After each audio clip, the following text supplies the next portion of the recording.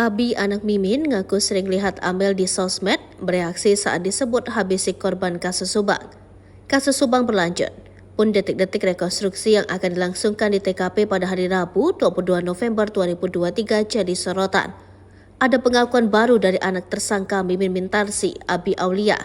Ternyata Abi Aulia diam-diam sering melihat Amalia Mustika Ratu di sosial media. Abi adalah satu dari 5 tersangka pembunuhan ibu dan anak di Subang.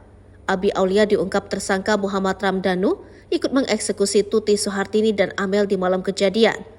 Saat itu menurut Danu, Abi dan kakaknya Arigi datang ke TKP pada tengah malam.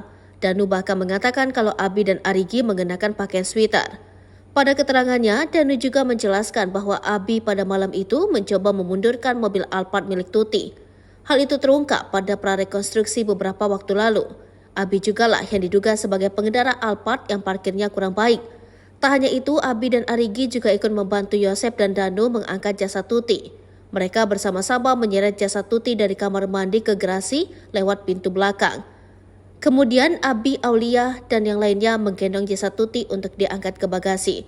Masih berdasarkan pengakuan Danu, Abi di malam kejadian itu terlihat membenturkan kepala Amel ke tembok. Mendengar hal itu, Abi pun tampak tertawa. Diungkap oleh Abi Aulia, dirinya tidak pernah bertemu dengan Amalia Mustika Ratu. Ia menuturkan bahwa dirinya mengenal Amel dari ayah sambungnya Yosep Hidayah. Namun ia mengaku mengenal wajah Amel dari sosial media.